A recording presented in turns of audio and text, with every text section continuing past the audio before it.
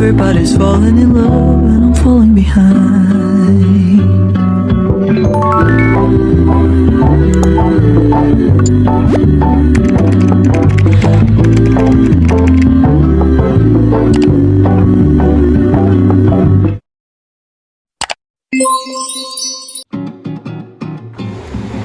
Assalamualaikum warahmatullahi wabarakatuh. Halo semuanya.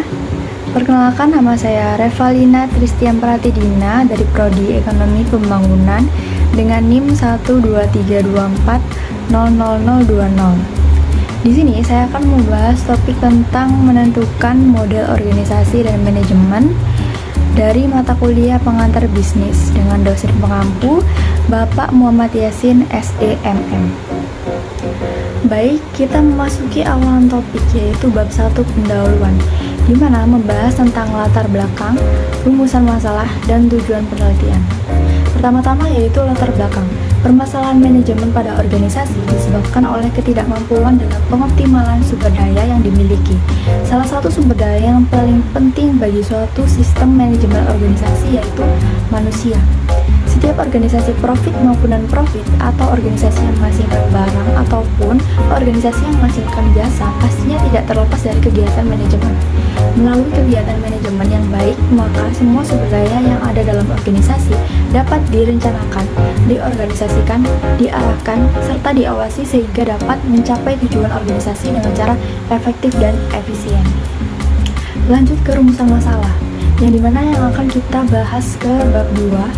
Terdapat 3 poin. Yang pertama yaitu bagaimana hubungan timbal balik dengan lingkungan secara pertukaran dasar organisasi dalam hal penting untuk mengatur dan keberhasilan suatu organisasi manajemen secara terstruktur. Yang poin kedua yaitu aktivitas-aktivitas apa yang dapat berkelanjutan untuk menyatupadukan dalam memberi informasi sebuah kebutuhan-kebutuhan tertentu pada manusia yang interaksinya sesuai dengan sumber daya alam dan lingkungannya.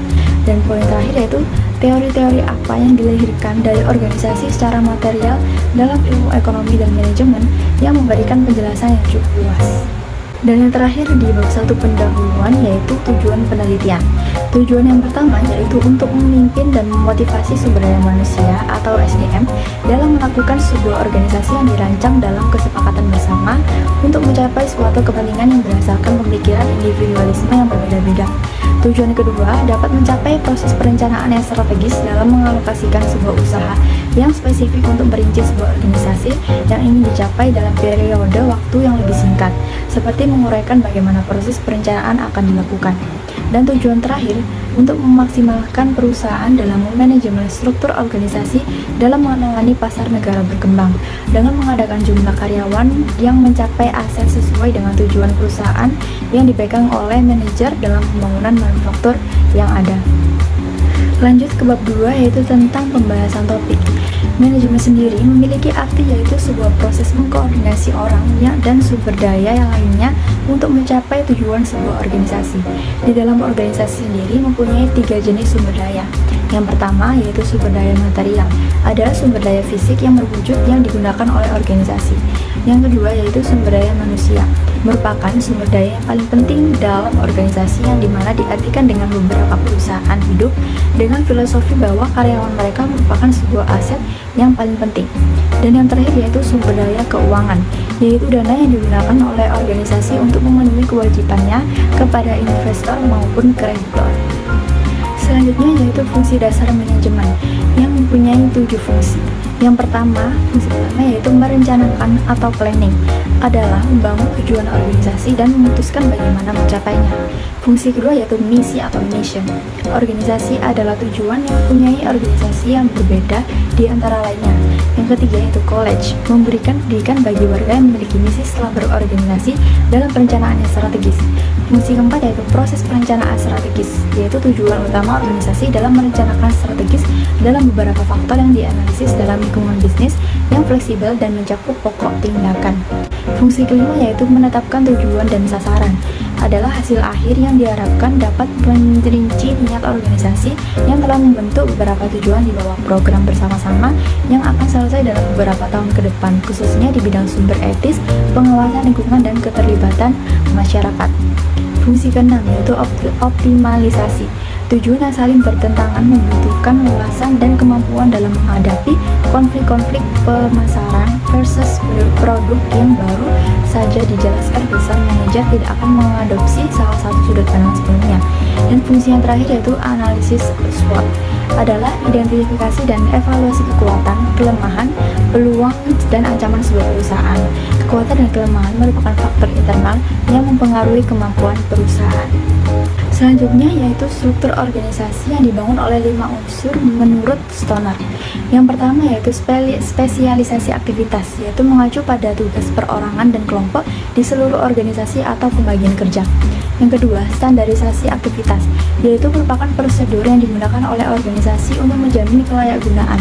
Yang ketiga, yaitu koordinasi aktivitas, adalah prosedur yang memadukan fungsi-fungsi dalam organisasi, seperti fungsi primer dalam suatu badan usaha, pemasaran, produksi, serta penjualan. Yang keempat yaitu pemasaran. Produksi dan penjualan merupakan fungsi garis yang secara langsung menyumbangkan pada pencapaian tujuan organisasi, memerlukan koordinasi. Yang kelima, sentralisasi dan desentralisasi pengambilan keputusan, yang mengacu pada lokasi kekuasaan pengambilan keputusan. Sentralisasi sendiri merupakan proses konsentrasi wewenang dan pengambilan keputusan pada tingkat atas suatu organisasi. Dan yang terakhir yaitu ukuran unit kerja, yang mengacu pada jumlah pegawai dalam suatu kelompok kerja. Dan yang terakhir yaitu tentang teori-teori organisasi secara material. Terdapat 3 poin. Yang pertama yaitu perspektif klasik. Berdasarkan pengamatan yang ada, perkembangan teori organisasi tidak lepas dari faktor lingkungan yang meliputi aspek teknologi, sistem politik, sistem sosial, sistem budaya, dan demografi atau persebaran fisik manusia. Poin kedua yaitu perspektif modern. Teori-teori perspektif modern adalah berkelanjutan dari pemikiran-pemikiran era klasik. Namun dilihat dari sisi yang lain, mereka berbeda. Inspirasi utama mereka adalah keteraturan dan cara kerja alam atau nature, khususnya dari aspek biologis. Dan poin terakhir yaitu perspektif postmodern. Kecenderungan pemikiran-pemikiran postmodern adalah membalikan asumsi-asumsi dasar dari pemikir-pemikir sebelumnya. Hal yang paling mendasar adalah keteraturan.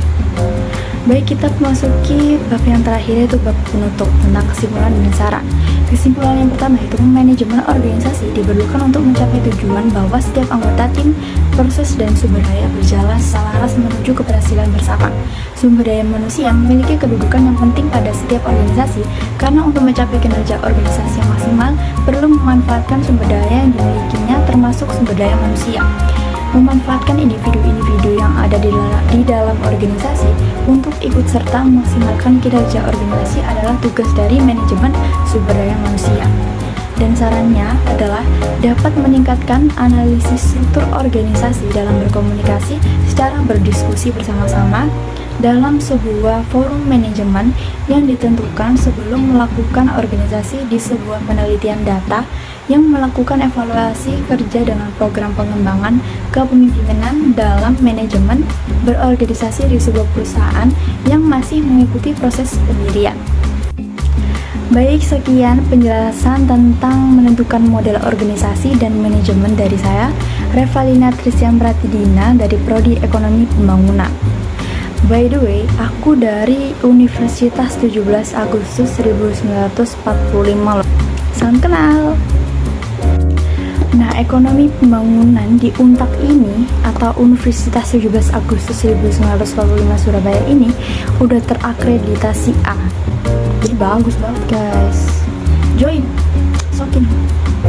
Ketemu aku guys. Sama Pak Yasin. Bye bye.